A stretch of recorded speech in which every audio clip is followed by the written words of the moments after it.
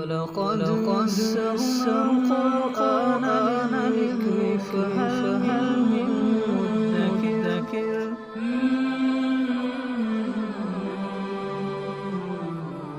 سورۃ المائدہ آیت نمبر 11۔ اعوذ باللہ من الشیطان الرجیم، بسم اللہ الرحمن الرحیم۔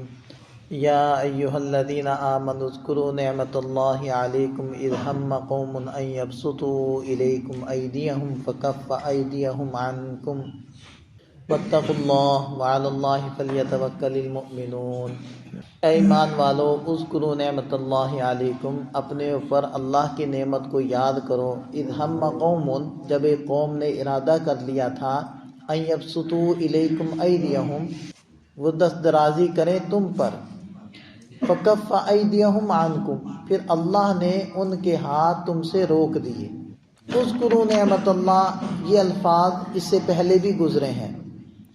آپ دیکھیں آیت نمبر 7 کو، وَاذْكُرُوا نعمت اللہ علیکم، تو وہاں اللہ تعالیٰ نے نعمت کو یاد کرنے کا حکم فرمایا تھا، جبکہ طہارت کے احکام، وضو اور تیمم کے احکام اللہ تعالیٰ نے بیان فرمائے تھے۔ وہ ایک معنوی نعمت تھی، یعنی ظاہری اور باطنی پاکی کے لیے اللہ تعالیٰ نے ایک حکم دیا تھا، اور اس کے اوپر فرمایا کہ تم اللہ کی نعمت کو یاد کرو، یعنی اس کا شکر ادا کرو۔ یہاں اللہ تعالیٰ ایک جسمانی نعمت کی طرف متوجہ فرما رہے ہیں جو اللہ تعالیٰ نے مسلمانوں پر فرمائی تھی، اور وہ نعمت یہ تھی کہ ایک دو واقعات نہیں ہیں بلکہ متعدد واقعات ہیں کہ جب کفار نے، مشرکین مکہ نے اس بات کی کوشش کی کہ مسلمانوں کو نیست و نابود کر دیا جائے، جڑ سے اکھیڑ پھینکیں اور مسلمانوں کو صفحہ ہستی سے مٹا دیں، یہ کئی بار کوششیں کی گئی ہیں، اس کے مختلف واقعات ہیں۔ تو ان موقعوں پر اللہ تعالیٰ نے خاص طور پر مسلمانوں کی حفاظت فرمائی۔ تو اس میں ایک واقعہ تو یہ تھا کہ ایک جنگ کے اندر مسلمانوں نے ظہر کی نماز ادا کی۔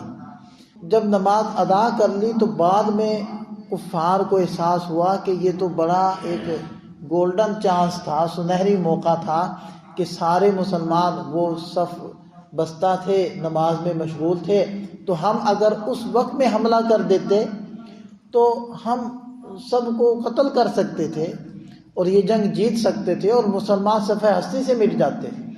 پھر کہنے لگے کہ ٹھہرو، ابھی آگے ایک اور نماز ایسی آنے والی ہے جو ان کو بڑی محبوب ہے، یعنی عصر کی نماز، تو اس وقت جب یہ لوگ ایسا کریں گے تو ہم ان کے اوپر حملہ کریں گے۔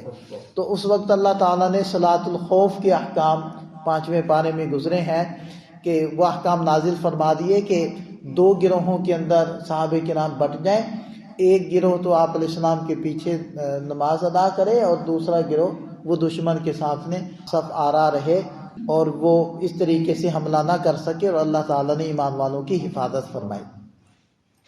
اسی طرح غزوہ احزاب دیکھیں کہ بہت سارے قبائل مل کر 10,000 کا لشکر وہ مدینہ پر چڑھائی کرنے کے لیے آیا تھا، اور ان کا ارادہ کیا تھا کہ مدینہ کو صفحہ ہستی سے مٹا دیا جائے، یعنی وہاں کے لوگوں کو صفحہ ہستی سے مٹا دیا جائے، مسلمانوں کو تباہ و برباد کیا جائے۔ اس ارادے سے وہ ایک بہت بڑا لشکر تیار ہو کر آیا۔ اور اس وقت آپ دیکھیں کہ جتنی مسجد النبوی ہے، مسجد النبوی کی جو باہر والی دیواریں ہیں، کل اتنا تو مدینہ طیبہ تھا۔ تو آپ یہ سمجھیں کہ جتنا بڑا لشکر تھا، اتنے تو شاید مدینہ کے لوگ نہیں تھے رہنے والے وہاں۔ تو یہ ان کا پروگرام تھا، تو اللہ تعالیٰ نے اس میں کفار کو خائب و خاسر کیا اور وہ ناکام ہو کر واپس چلے گئے۔ اسی طرح غزوہ احزاب کے بعد بھی کئی موقعوں پر ان لوگوں نے یہ کوشش کی۔ پھر مختلف مواقع ایسے آئے کہ یہودیوں نے یہ ارادہ کیا کہ نبی پاک صلی اللہ علیہ وسلم کو ہیلے بہانے سے شہید کریں، لہذا ایک موقع پر ان لوگوں نے دیوار کے ساتھ آپ علیہ السلام کو بٹھایا اور یہ کہا کہ ہم آپ کو کھانا کھلاتے ہیں، آپ کا اکرام کرتے ہیں، اور کچھ افراد کو اوپر بھیج دیا چھت سے کہ وہ اوپر سے پتھر پھینکیں اور آپ علیہ السلام شہید ہو جائیں۔ لیکن حضرت جبریل علیہ السلام تشریف لے آئے اور انہوں نے بتایا، اور آپ علیہ السلام وہاں سے اٹھ کر تشریف لے آئے۔ اسی طرح غزوہ احد کے اندر آپ دیکھیں کہ جب مسلمان پسپا ہوئے تھے، کفار مکہ کی طرف لوٹ گئے ہیں تو تھوڑا سفر کر کے ان کو احساس ہوا کہ مسلمان اس وقت زخمی ہیں اور یہ بہترین موقع ہے کہ ہم مسلمانوں کو صفحہ ہستی سے مٹائیں، تو ہم کیوں نہ واپس جا کر پوری تو اپنی فتح حاصل کریں۔ یہ تو فتح نہ ہوئی، یہ تو ناقص فتح اور ادھوری فتح ہوئی۔ تو ان لوگوں نے واپس لوٹنے کا ارادہ کیا، لیکن آپ علیہ السلام کو وحی کے ذریعے سے بتایا گیا تو آپ علیہ السلام نے صحابہ کرام کو لیا اور حمراء الاسد تک ان لوگوں کا پیچھا کیا، اور ان لوگوں کے دلوں میں رعب پڑ گیا اور وہ وہاں سے واپس چلے گئے کہ یہ جو بظاہر ایک جیتی ہوئی جنگ ہے یہ ہار میں تبدیل نہ ہو جائے، لہذا اتنا ہی کافی ہے، وہ واپس لوٹ گئے۔ اسی طرح آخری میں بات کروں گا کہ صلح حدیبیہ کو آپ دیکھیں کہ اس وقت کفار کے نوجوان وہ بہت زیادہ جوش میں تھے اور چاہتے تھے کہ وہ مسلمانوں سے جنگ کریں، لیکن اللہ تعالیٰ نے ایسے اسباب اور ایسے حالات پیدا فرما دیے کہ جنگ نہ ہو سکی اور کفار مسلمانوں سے نہ لڑ سکے اور بہرحال صلح ہو گئی۔ تو یہ بہت سارے واقعات ہیں کہ جن کی طرف اللہ تعالیٰ اشارہ فرما رہے ہیں، یا ایھا الذین آمنوا، اے ایمان والو، اذکروا نعمت اللہ علیکم، اپنے اوپر اللہ کی نعمت کو یاد کرو، اور یہ وہی حصی نعمت ہے۔ اذ ہم قوم، جب ایک قوم نے ارادہ کر لیا تھا، یعنی مشرکین نے، کفار نے، ان یبسطوا الیکم ایدیہم، کہ وہ تم پر دست درازی کریں، تمہاری طرف اپنے ہاتھوں کو پھیلائیں، یعنی تمہیں قتل کریں، تمہیں شہید کریں، تمہیں پسپا کریں، تمہارے ساتھ لڑیں۔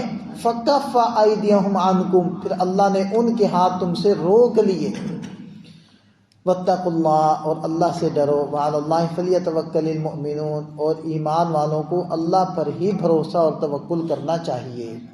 یہاں ایک بات بس ذہن میں رکھیں کہ ظاہری جو بھی اسباب ہیں کسی بھی کام کے، وہ اسباب اختیار کرنے ہیں، ان اسباب کو اختیار کرنے سے روکا نہیں گیا، لیکن جو حقیقی اسباب ہیں ان سے صرف نظر کرنا، اس کی بھی اجازت نہیں ہے۔ مطلب جنگ ہے جیسے بدر کی ہوئی تھی، احد کی ہوئی تھی، تو بدر میں آپ دیکھیں کہ مسلمانوں نے جلد بازی میں جو بھی تیاری کی، وہ تیاری تو کی تھی، 313 افراد وہ لشکر تیار ہو کر میدان بدر میں صف آ رہا تھا۔ آپ علیہ السلام وہ نماز پڑھ رہے ہیں اور گر گرا کر اللہ تعالیٰ سے دعا مانگ رہے ہیں، یہاں تک کہ آپ علیہ السلام جب کھڑے ہو کر نماز پڑھ رہے تھے اور اس میں اس قدر رو رہے تھے کہ رونے کی وجہ سے، ہلنے سے آپ کے کندھوں سے چادر اتر کر نیچے گر گئی۔ حضرت صدیق اکبر رضی اللہ عنہ نے پھر وہ چادر ڈالی، پھر آپ علیہ السلام سے تھوڑی دیر بعد وہ چادر نیچے گر گئی، پھر حضرت صدیق اکبر رضی اللہ عنہ نے وہ چادر آپ علیہ السلام کے کندھوں پر ڈالی۔ تو اس سے ہمیں ایک ہدایت مل رہی ہے کہ ظاہری اسباب تو تم اختیار کرتے ہو وہ تو بالکل کرو، ظاہری اسباب کو اختیار کرنے کو چھوڑنا نہیں ہے کبھی بھی، لیکن اللہ پر بھروسہ اور اعتماد بھی کبھی نہ چھوڑو، اور اللہ کی مدد کو شامل حال کرنے کی کوشش کرو، اس کے لیے واتقوا اللہ، تقوی کو اختیار کرو۔ یعنی ظاہری اسباب کو کے ساتھ ساتھ حقیقی اور باطنی اسباب کو کبھی بھی نہ بھولو۔ جیسے کہ جمعے پر بھی میں نے گفتگو کی تھی، اس میں یہ بات کی تھی کہ اسموگ کہہ رہے ہیں کہ یہ اسموگ آ گئی اور اس کی وجہ سے نظام زندگی درہم برہم ہو گیا، تو اس کو دور کرنے کے جو ظاہری اسباب ہیں وہ تو اختیار کیے جا رہے ہیں، اس کے اوپر تو بات ہو رہی ہے، لیکن جو حقیقی اسباب ہیں ان کی طرف کوئی نظر نہیں، ان کی طرف کوئی توجہ نہیں۔ ظاہری اسباب اختیار کریں، اس سے کوئی ممانعت نہیں ہے، کوئی روک نہیں ہے، بالکل کریں، لیکن جو حقیقی اسباب ہیں ان کو بھی مت بھولیں۔ اور حقیقی اسباب کیا ہیں کہ وہ انسانوں نے نافرمانیاں کر کے اللہ کو ناراض کیا ہوا ہے۔ یہ عذاب کی مختلف شکلیں ہیں، چاہے وہ مہنگائی کی شکل میں ہو، چاہے وہ ظالم حکمرانوں کی شکل میں ہو، چاہے وہ ایسے حکمران ہیں کہ مسلمان بیچارے کٹ رہے ہیں، مر رہے ہیں اور وہ ٹس سے مس نہیں ہو رہے، اور چاہے وہ یہ موسموں کی تبدیلیوں کی شکل میں ہوں، چاہے وہ ہمارے مالی نقصانات کی شکل میں، کوئی بھی شکل ہو، یہ سارے عذاب ہیں۔ ان کو دور کرنے کے جو ظاہری اسباب ہیں وہ تو اختیار کریں، اس میں کوئی حرج نہیں ہے، کوئی ممانعت اور روک نہیں ہے، لیکن اس کے ساتھ ساتھ جو حقیقی اور باطنی اسباب ہیں ان کو نہ بھولیں۔ اور وہ کیا ہے؟ اللہ سے ڈرنا، اور اللہ سے ڈر کر اس سے توبہ کر کے اپنے معاملے کو صاف کرنا، اور اللہ پر بھروسہ کرنا، اعتماد کرنا، یہ وہ دو چیزیں ہیں جو اللہ تعالیٰ یہاں بھی ذکر فرما رہے ہیں اور مختلف جگہوں پر اللہ تعالیٰ نے اس کو متعدد بار ذکر کیا ہے۔ اللہ تعالیٰ ہمیں اس چیز کی سمجھ عطا فرمائے، عمل کی توفیق عطا فرمائے۔ ایک مسلمان میں اور کافر میں کیا فرق ہے؟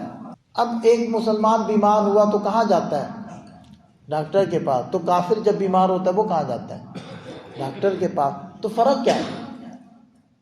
فرق صرف اتنا ہے کہ کافر یہ سمجھتا ہے کہ مجھے شفا ملنی ہے ڈاکٹر سے، دوا سے، انجیکشن سے۔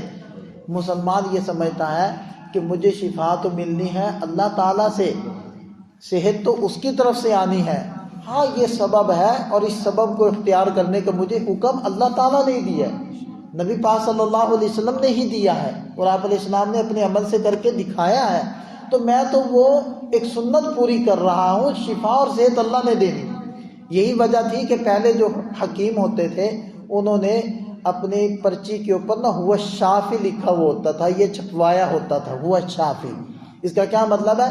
وہ شفا دینے والا ہے، میں تو ایک سبب ہوں۔ تو آج کل تو یہ خیر اس کا تصور ہی ختم ہوتا جا رہا ہے اور وہ لکھنا بھی چھوڑ دیا لوگوں نے، دنوں سے تو پہلے نکل گیا۔ کاغذوں پر جو لکھتے تھے اس کو دیکھ کر چلو کسی کی توجہ تو جو جاتی تھی وہ بھی ختم کر دیا۔ تو ایک مسلمان کا اور کافر کا یہی فرق ہے۔ مسلمان لاہور جانا ہے، جیب میں پیسے ڈالے، شاپر میں کپڑے ڈالے، اب وہ گھر سے نکل رہا ہے، تو کافر بھی یہی کرے گا۔ لیکن مسلمان نکلتے ہوئے دعا پڑھے گا، اللہ تعالیٰ سے دعا مانگے گا کہ اللہ یہ ظاہری سبب ہے، پہنچانا تو نے۔